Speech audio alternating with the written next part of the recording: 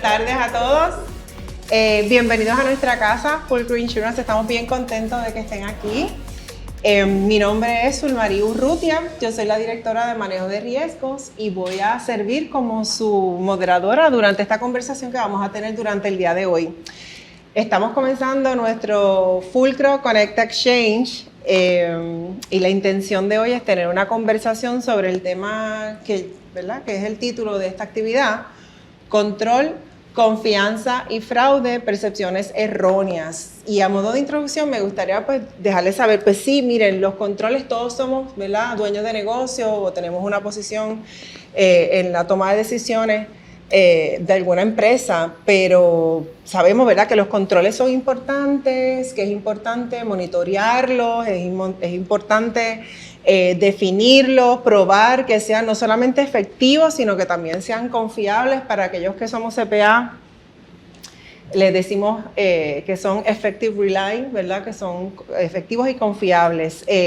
Pero sin embargo sabemos que hay unos riesgos inherentes a las empresas, que lideramos, que lamentablemente, aún teniendo esos controles funcionando, no necesariamente nos van a eximir del riesgo de pérdida. Y por eso es que estamos aquí hoy. Queremos que ustedes entiendan dónde están esas áreas de vulnerabilidad y qué opciones hay para atenderlas. Si hay alguna manera de transferirlas total o parcialmente, y que si en algún momento somos víctimas del fraude, saber si de verdad estamos hablando de fraude o si es meramente un error. Y para liderar esta conversación me acompañan mis compañeros, que a los dos les tengo mucho aprecio. En ambos casos los conocí de manera en un entorno profesional, pero a lo largo de los años ha trascendido y se han convertido en amigos. El primero que voy a presentar es el CPA Eduardo González Green. Él es socio de la firma Aquino de Córdoba y Alfaro, se especializa en estos temas.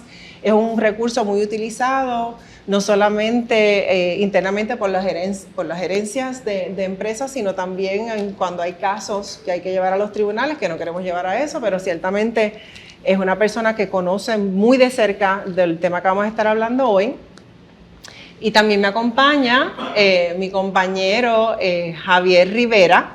Él es el vicepresidente de líneas comerciales aquí, pero además de todo eso, aquí es Fulcro Insurance, pero además de todo eso, Javier es uno de nuestros asesores técnicos con los que contamos todas las prácticas sobre temas de seguros. Cuando nosotros nos encontramos como lo que le llaman muchas veces el cucarachón, que no saben cómo a veces estructurar un programa o en algún tipo de reclamación, encontramos algún área donde realmente necesitamos un conocimiento más profundo o una persona con quien tengamos que intercambiar ideas, aquí está Javier Rivera, y por eso es que entonces también forma parte de nuestra mesa de discusión.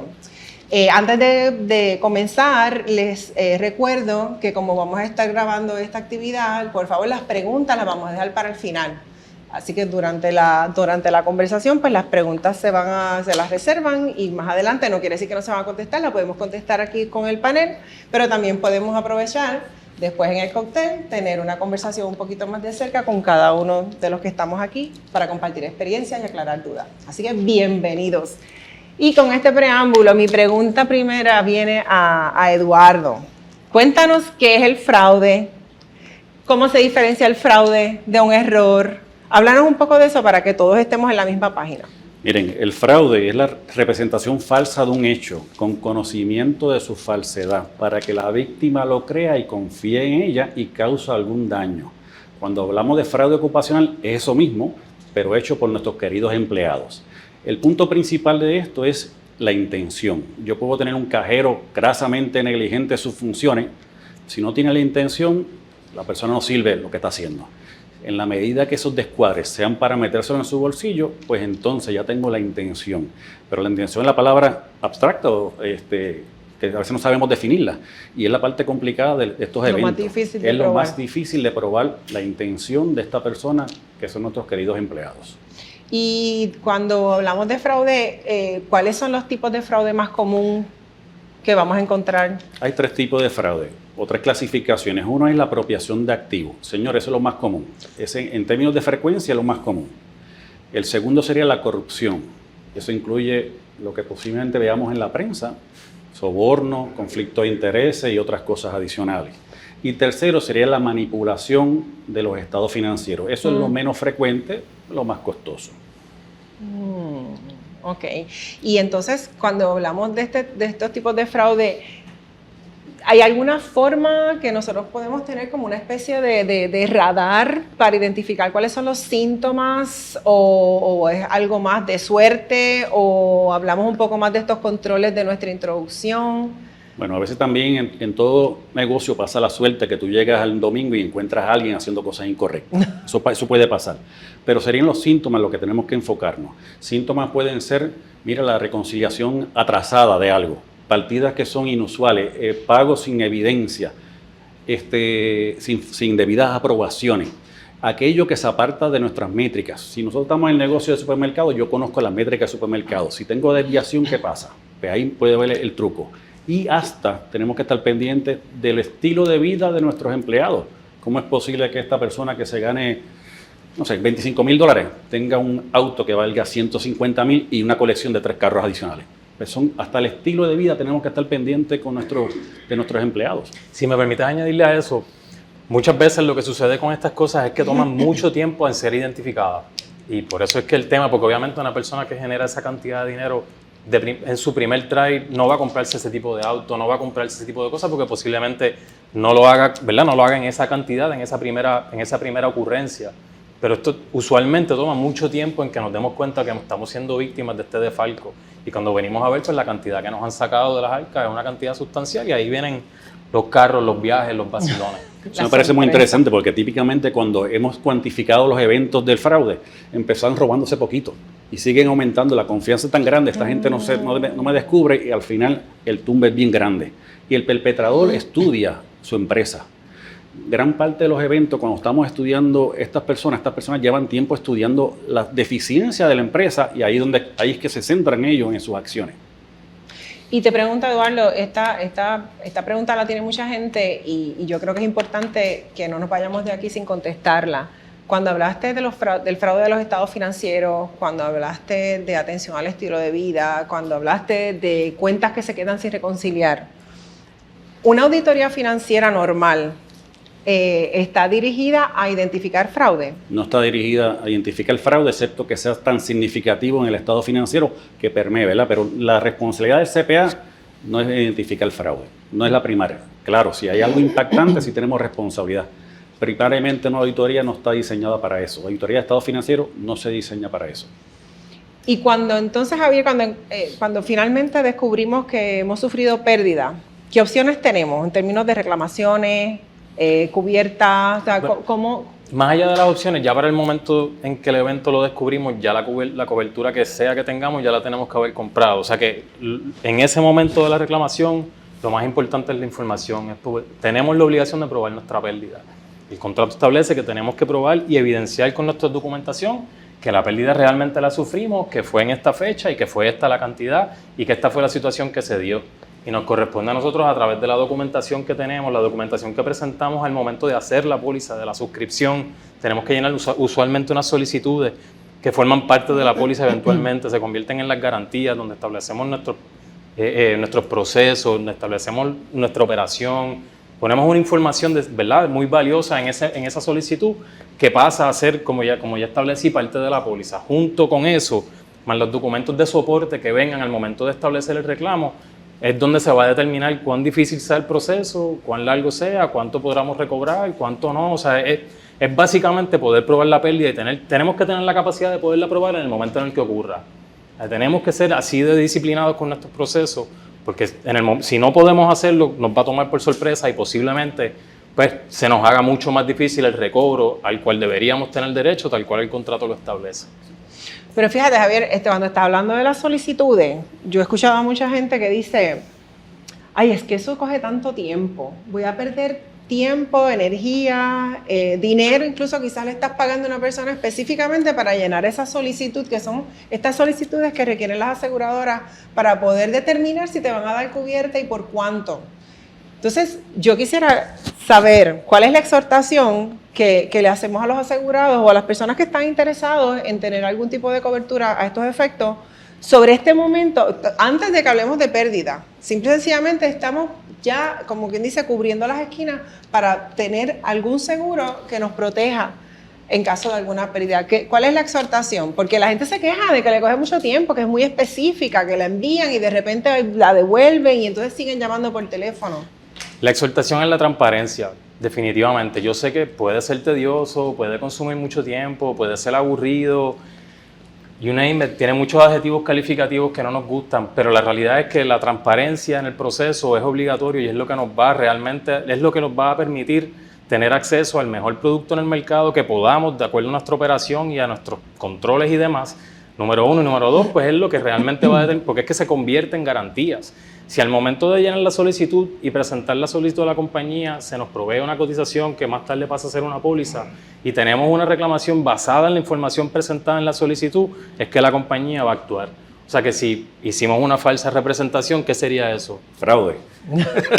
O sea, si llenamos una solicitud con información que sabemos que no es correcta para cortar una esquina, tener una prima menor, una prima reducida, tener acceso en el mercado quizás a unos productos que de otra manera no tendríamos, cuando venga la reclamación eso va a regresar a nosotros sin duda alguna porque hay una investigación que se va a llevar a cabo para probar esa pérdida. Y si la representación hecha no va de acuerdo con lo que realmente sucedió, pues la póliza pudiese ser cancelada al momento y no va a tomar en consideración el reclamo. Y en esa solicitud me imagino que se incluye también se incluye, los gracias, controles. discúlpame, tienes toda la razón. Hay otros documentos que se tienen que proveer, estados financieros, evidencia de nuestros controles. La compañía quiere saber, aquí tenemos personas que trabajan en compañías, la compañía quiere saber realmente a qué se van a enfrentar, qué sería lo que ellos, ¿verdad? ¿Cuál es el riesgo que ellos están compartiendo contigo ahora? Porque tienen unos deducibles, ellos van a querer tener todo el detalle, toda la información para determinar si pueden cubrirlo, número uno, y número dos, a qué nivel lo pueden cubrir, qué límite te pueden ofrecer de acuerdo al que tú solicitas. Y hay una documentación que tienes que presentar para eso, y eso incluye pues, los estados financieros, los controles, todo lo que la compañía te pida. Mi exhortación es entregarlo todo. Nunca, there is no such thing as over documentation. O sea, la compañía tener más documentación no es un problema, es tener de menos, los que no puede traer un problema en el proceso. Bueno, porque ciertamente básicamente te estás cubriendo las espaldas frente a la compañía para decir, esto yo te lo dije, tú sabías lo que estabas suscribiendo, tú sabías cuánto me estabas tarifando por este riesgo.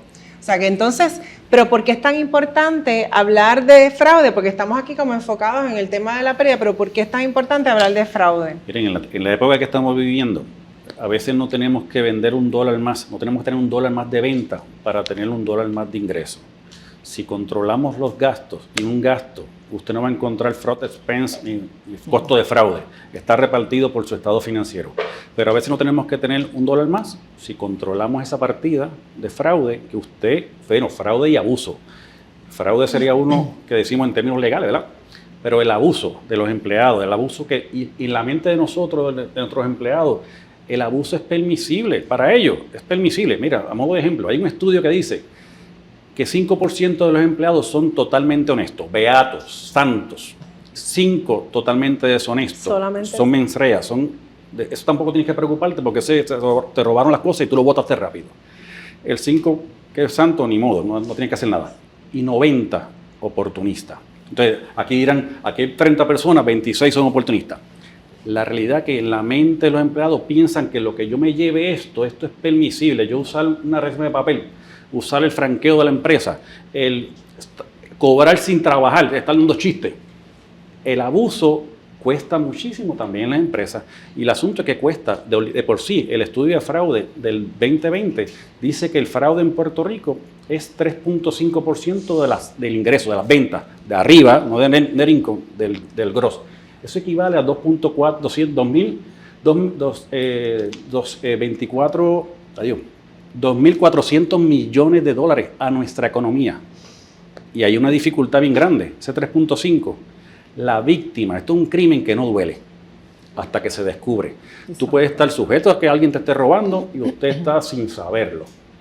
Por consiguiente, el 3.5 puede estar subestimado. La víctima ni sabe que es víctima. Si sabe que es víctima, como el perpetrador lo que quiso es esconder el fraude, difícilmente se hace la parte de cuantificar el fraude. Se hace otro reto más grande para el investigador o para la empresa. Y existe en términos de reclamaciones o en términos de experiencia a base del estudio que se hizo, diferencia entre las empresas grandes y las empresas pequeñas. Si las empresas pequeñas pierden más en términos porcentuales o las empresas grandes, o sea, o básicamente es un %. Es una percepción equivocada. La gente piensa que porque mi empresa es pequeña, mi fraude es pequeño. No, señor, no es así. La realidad es otra. Por modo de ejemplo, en los estudios de Puerto Rico, todos los que se han hecho en Estados Unidos es igual. Compañías de que tengan más de 10,000 empleados, la pérdida no es proporcional a aquella que tenga 100. O sea que el costo de las empresas pequeñas, proporcionalmente, en términos por ciento, es más alto. ¿Por qué? Porque el dueño piensa que yo estoy aquí y solamente mi mirada es el control interno. No es así, no es así. Las empresas grandes invierten en prevención, tenemos que prevenir. Y esa gente, con el dólar de prevención, le resulta más económico porque su pérdida es menor. Claro. Y perdona, añado a eso, en términos de seguro, el hecho de tu invertir y ser proactivo en la prevención te cualifica mucho mejor a obtener más niveles en seguro, más compañías que quieran cotizar el riesgo y quieran participar contigo de esa problemática que tú puedas tener. Pero es eso, hay que ser proactivo y hay que estar adelantado a la posibilidad. Y pues eso se puede demostrar a la compañía de seguro para recibir mejores alternativas en el momento de obtener uno. Javier, hemos escuchado muchas veces, como ya hemos entrado un poquito más en el tema del robo, del que se lleva lo que sea, ¿verdad? Dinero o activos.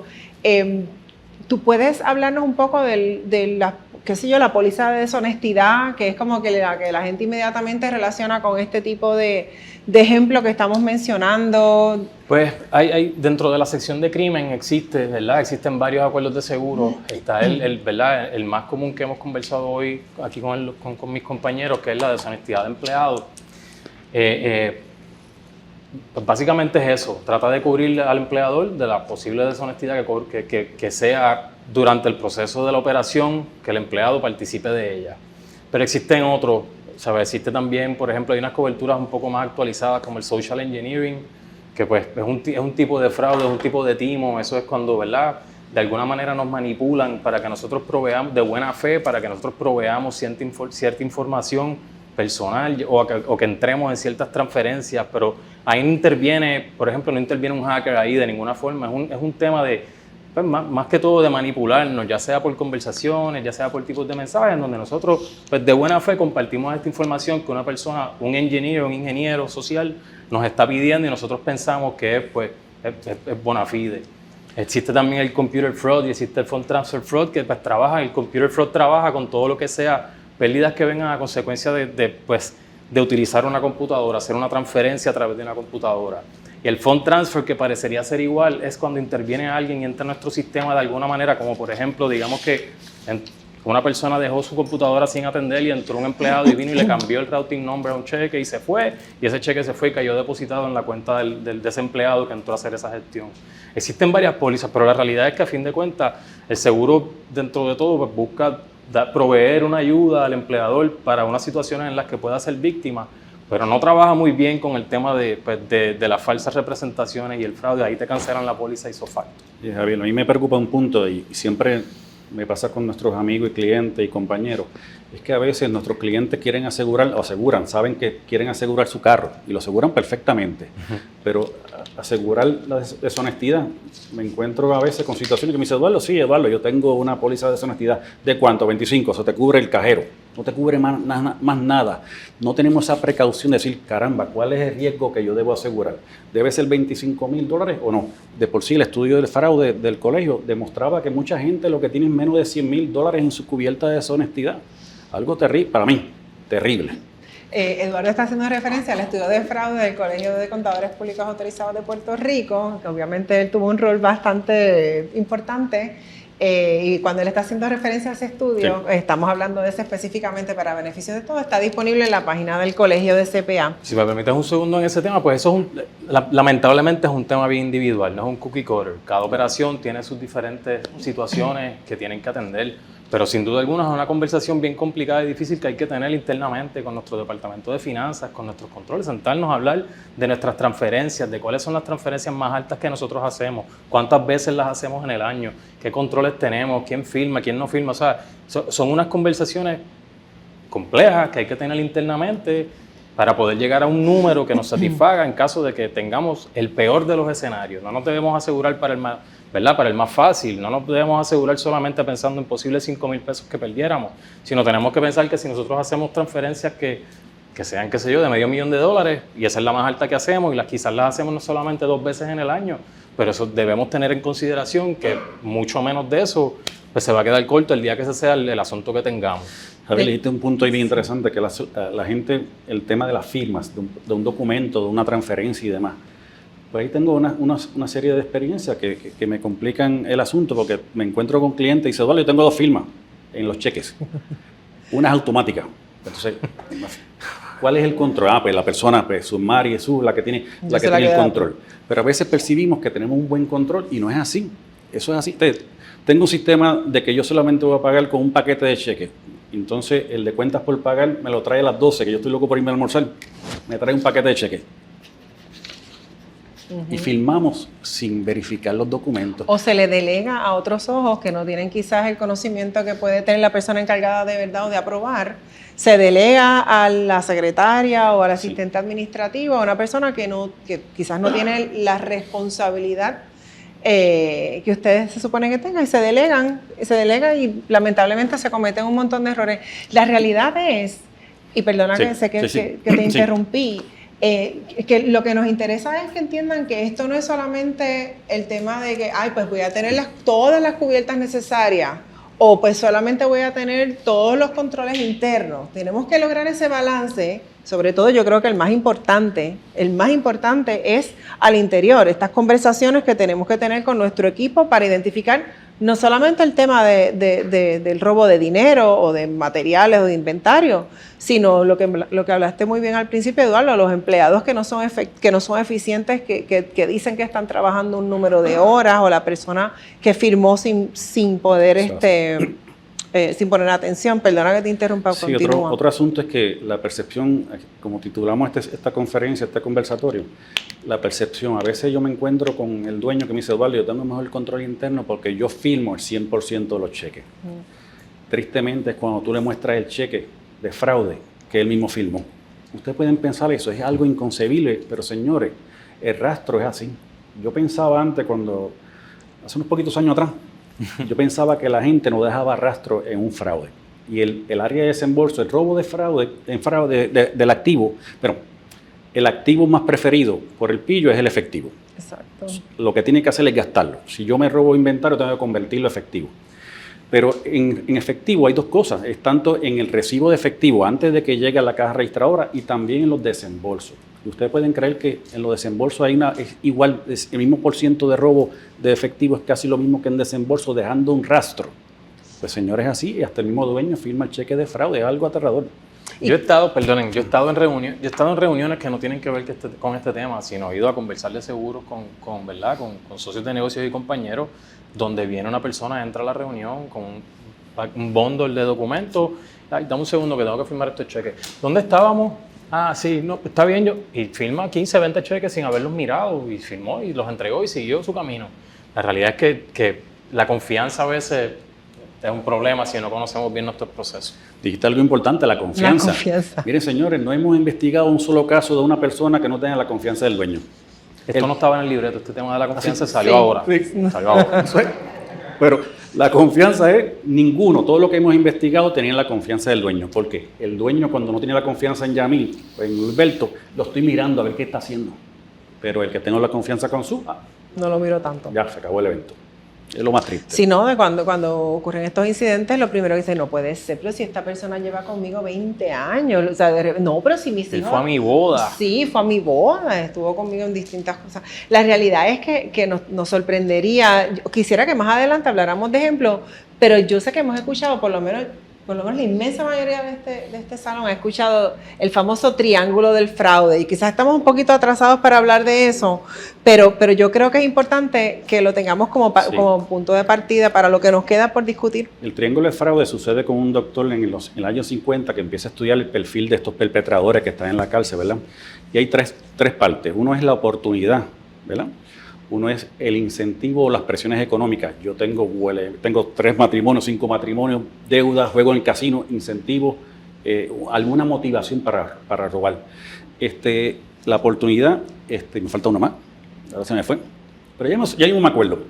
De ese triángulo de fraude, antes yo pensaba que el incentivo económico era lo más importante, la justificación.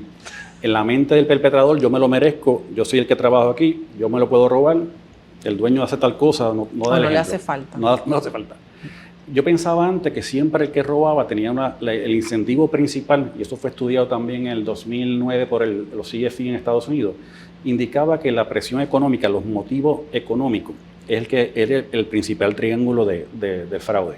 Y posteriormente en el estudio de Puerto Rico encontraron que ese no es el triángulo, la parte más importante, era la oportunidad. O sea, que la persona no necesita robárselo, es que se lo dejaste aquí, y lo hizo. Eso ya está demostrado en 2 estudios que hizo el Colegio CPA. O sea que para fines de Puerto Rico, la punta del triángulo que juega un papel más importante es la oportunidad. Y aquí estamos para eso. Nosotros que somos administradores, que somos contadores, eso es nuestro reto, nuestra oportunidad. Porque usted no puede cambiar la justificación de ese empleado. ¿Qué va a hacer? En las presiones económicas, ¿qué va a hacer? ¿Pagarle más? Usted no puede, posiblemente. Estamos aquí para trabajar con el asunto de la oportunidad, quitarle la oportunidad al pillo. Ese tema de la oportunidad entonces se junta con el tema de la confianza, porque la oportunidad nace entonces de cuando yo te otorgo más espacio para tú operar dentro del sistema. O la percepción equivocada que tengo buenos controles internos. Mira, a modo de ejemplo, una percepción equivocada. Me encontré con un cliente que me decía, la Junta de Directores va a aprobar todo desembolso en exceso de 50,000, la Junta de Directores. Yo le pregunto, ¿por qué se establecieron el 50,000? ¿Cómo establecieron ese número? Pues no sé, más o menos. ¿Y usted sabía que usted está firmando 2.35% de los cheques? Ah, no sabía. Pues entonces a lo mejor esa es la cuantía o es otra cuantía, la que usted debe autorizar, que quiere tener un control adicional. O sea que la percepción equivocada en los negocios nos afecta a todo el mundo. A mí también me afecta. Miren, en la oficina hubo una persona que hizo el abuso con llamando telefónica antes, cuando las llamadas telefónicas había que hacer a Estados Unidos, era un costo grandísimo. Llamaba a Fajardo y Fajardo llamaba a hacer una conferencia. Todo el mundo puede tener abuso en una empresa.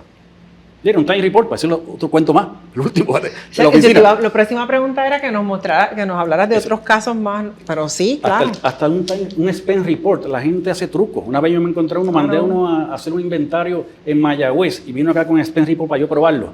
Y la persona tenía 300 millas. Pero yo vi eso usted también. Usted fue a República Dominicana a contar, no fue a Puerto Rico.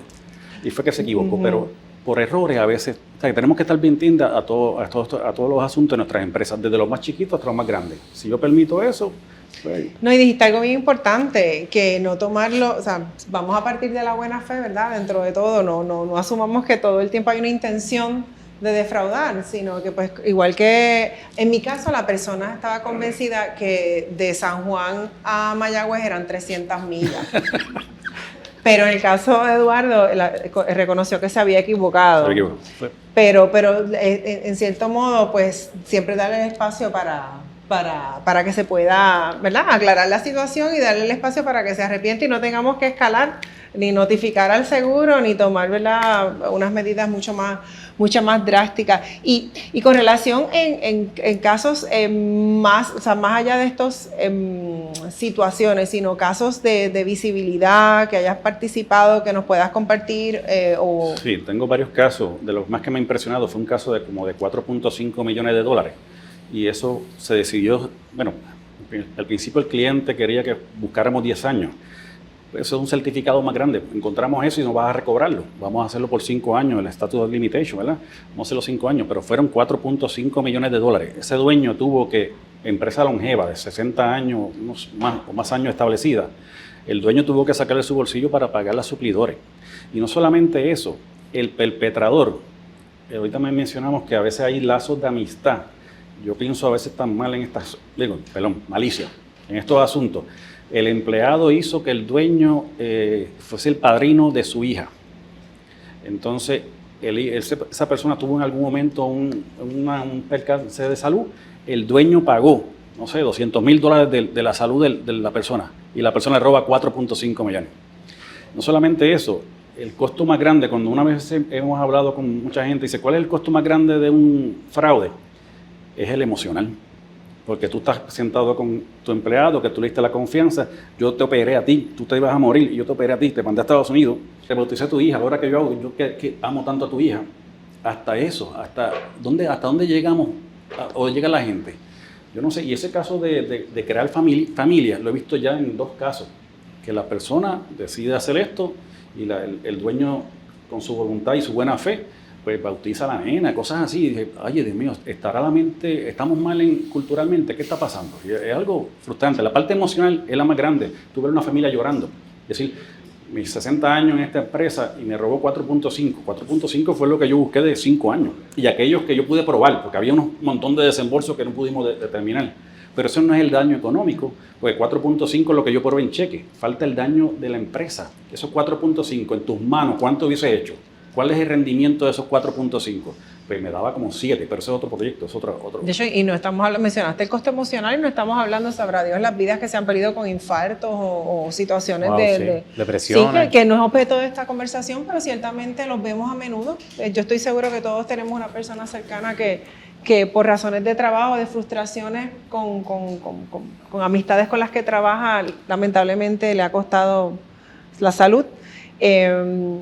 Yo quería abordar también el tema, ahorita repasaste bastante rápido, Javier, las cubiertas, ¿verdad? Ya Eduardo ha abordado bastante el tema de los controles y nos estamos acercando al cierre de la conversación. Me gustaría que establecieras la diferencia, porque se habla también de cyber, todo el mundo, y tuvimos también un Connect Exchange sobre el tema de cyber, pero tenemos otra audiencia y queremos aprovechar para aclarar cuál es esa diferencia, ¿verdad? Porque hablaste ahorita de computadora y phone transfer y crime y todo eso, pero se habla mucho de cyber y la gente se cree que todo lo que tiene que ver con una computadora tiene que ser cyber. Exacto. Gracias por la pregunta, porque sí, estaba esperando a la oportunidad para establecer esa diferencia. Cyber liability viene a cubrir nuestra responsabilidad sobre datos de terceros, la responsabilidad que nosotros como depositarios, como bailee, tenemos de la información que un tercero nos provee, ya sean nuestros empleados, información sensitiva. Nosotros guardamos la información de nuestros empleados, guardamos información financiera de vendors para hacer gestiones de pago, guardamos diferente información que es muy sensitiva de terceros. Si esa información saliera de alguna manera a la calle y algún tercero se viera afectado, tenemos una responsabilidad con esos terceros. La póliza de cyber ha cambiado mucho con el proceso, con el paso del tiempo, con diferentes necesidades de mercado, se le han añadido diferentes coberturas, pero básicamente ese es el origen, eso es lo que viene a cubrir de manera esencial la póliza de cyber. No viene a cubrirte la pérdida de dinero, del robo de dinero como fraude, como employee dishonesty que estamos hablando. Cyber no viene a eso. Para eso existe la sección de crimen, que fue lo que hablamos brevemente ahorita y podemos discutir más adelante conversando un poco más, ¿verdad? Está el computer fraud, está el phone transfer fraud, está el employee dishonesty. La sección de crimen tiene coberturas que van dirigidas a la pérdida de dinero per se y de otros materiales o instrumentalidades de dinero, credit cards y demás, y cheques y todo eso. Pero eso no está en cyber, ¿sabes? Esa diferencia hay que establecerla porque lamentablemente el hecho de que estén separadas nos crea una necesidad realmente de tener las dos y no, ¿verdad? Gracias. Me distraíste ahí, Arturo, chico. Bueno, no podemos así que seguir instrucciones. Pero volviendo, es básicamente esa es la diferencia principal entre ese tema. La sección de crimen pues, viene a cubrirnos a nosotros como asegurados, como nombres asegurados, nuestro dinero. La sección, el área de cyber liability, la póliza de cyber liability nos viene a cubrir a nosotros en cuanto a nuestra responsabilidad hacia terceros por la información que guardamos, ese safekeeping de esa información. Y te pregunto, cuando estamos hablando de esa responsabilidad hacia terceros, porque yo he escuchado también que a veces los hackers que se adueñan de esa información piden, ¿cómo se llama esto? Rescate. ¿Cuál es el nombre? Ransomware. ¿Eso lo incluye la cubierta o es un endoso adicional? Pues mira, antes sí venía cuasi incluido dentro de algunas coberturas, te daban unos límites como quien dice automáticos en lo que tú comprabas a lo largo del desarrollo, ¿verdad? de lo que viene haciendo este tipo de exposición. La incidencia de ransomware se ha disparado de una forma tan increíble que eso ha sido ahora mucho más limitado. Para el que no lo conoce, pues eso mismo, es que entra un hacker, se adueña de nuestro sistema, de nuestra data y nos solicita algún intercambio de dinero para devolvernos la data o para no sacarla al internet por ahí para que todo el mundo tenga acceso a ella. Y pues ahora con el pasar, con el pasar del tiempo, pues esa cobertura se ha restringido bastante. ¿Sabes? Ya no es automática, tienes que llenar solicitudes adicionales, tienes que proveer más información de tus controles. Si para el tema de fraude es sumamente importante la información y los controles que tenemos, en el tema de cyber liability es exactamente igual, o cuidado sin más, evidenciarle a la compañía todo lo que nosotros tenemos in place para proteger nuestra empresa de que tengamos ese tipo de situaciones. Con más frecuencia hemos tenido casos de hackers enviando emails, pero bien estructurados, porque estudian al dueño, cómo el dueño escribe, sin errores ortográficos, todo perfectamente, y cambian una palabra, pero tú visualmente, como estás en el ajoro, mira, ahí dice Amalia, ¿verdad? En vez de ser Amalia, cambian la M por RN, y visualmente uno piensa que es Amalia, es Arnalia, pero tú visualmente te equivocas, pero la gente estudia importantemente el email de la gente, y la gente que están copiadas son los mismos que están siempre, estudian por tiempo a la empresa y mandan a cambiar una ruta, hacer una transferencia, y no hay forma de cobrarlo, señores. Todos los casos que tengo, yo no recuerdo un recobro aunque vaya el banco de Citibank a Estados Unidos, hasta ahora que yo recuerdo, no hay recobro. Y aprovecho esa coyuntura, es uno de los ejemplos principales en el cual la gente piensa que eso es cyber, porque hubo un hacker que entró a nuestro sistema y hizo tal y tal cosa, pero la situación que se da, o el reclamo que venga, que venga por robo de dinero por esa entrada del hacker, sería un fund transfer fraud. Si alguien entra a nuestro sistema físicamente y lo que hace es convertir ese ejemplo del correo electrónico a hacer un cambio, pues sería un computer fraud, porque entró físicamente y alteró una dirección y se fue. Y eso, el hecho de utilizar la computadora lo convierte en un computer fraud, pero no es cyber porque fue un dinero, no fue información.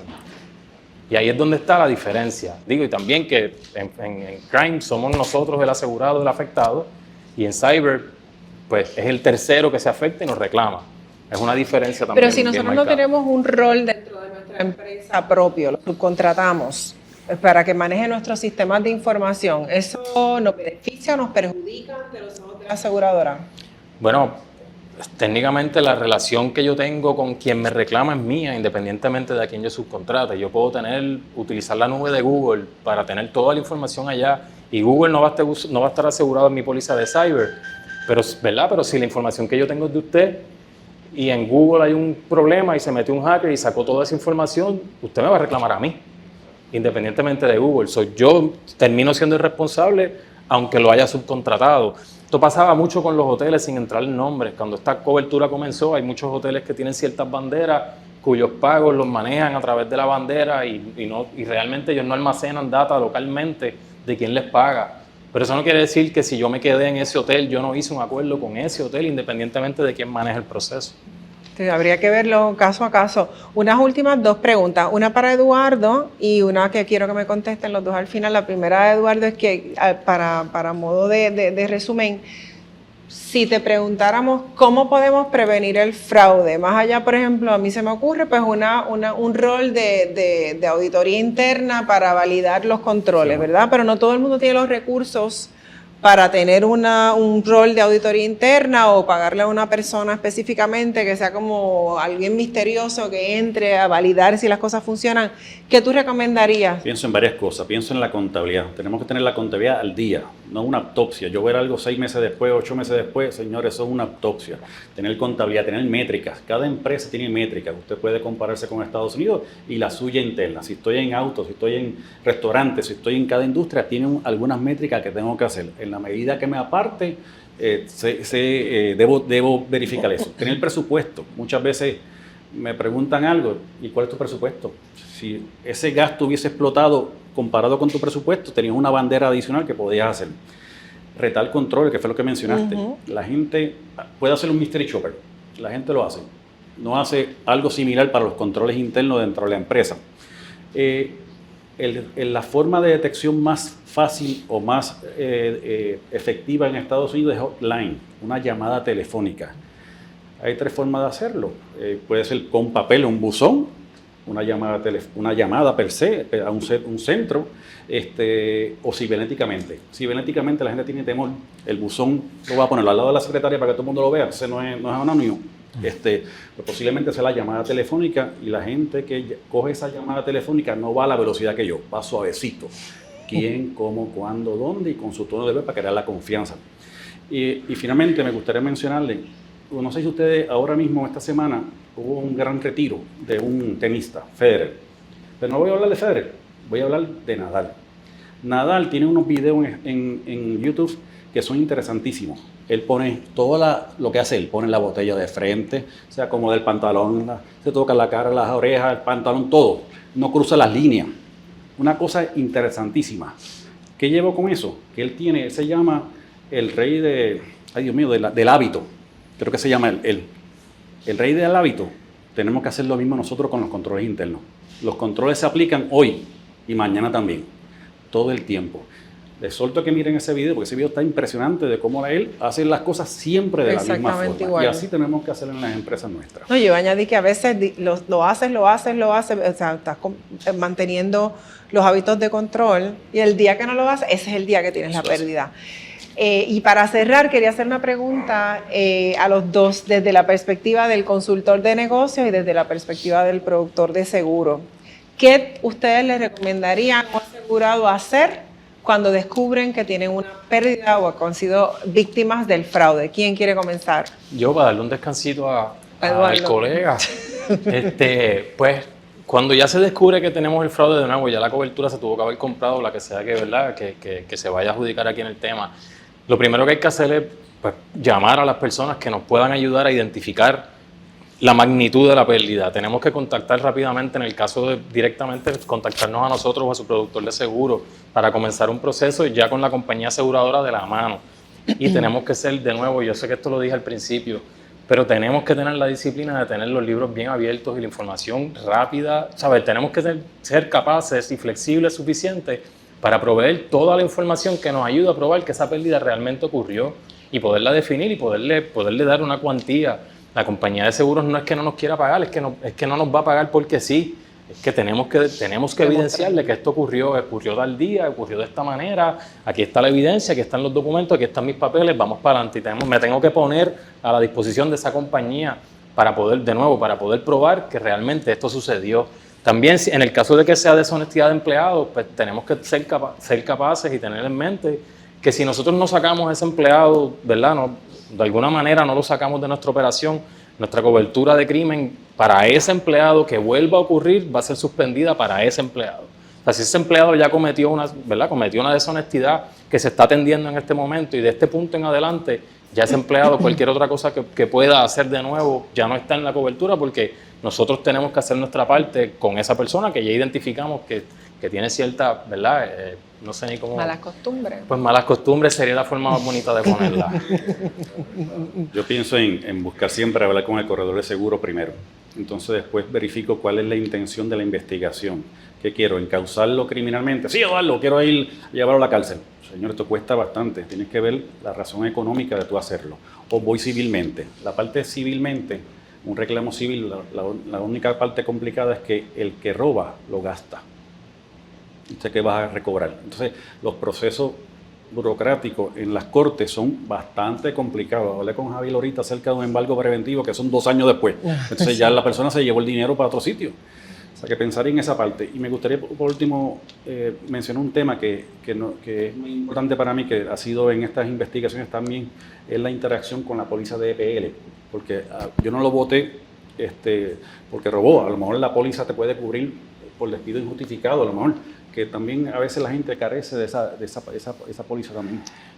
Bueno, pues podemos continuar conversando. Les agradecemos a todos estar aquí. Principalmente quiero agradecer la participación de Eduardo González Green y de Javier. Gracias. Javier Rivera Sayas.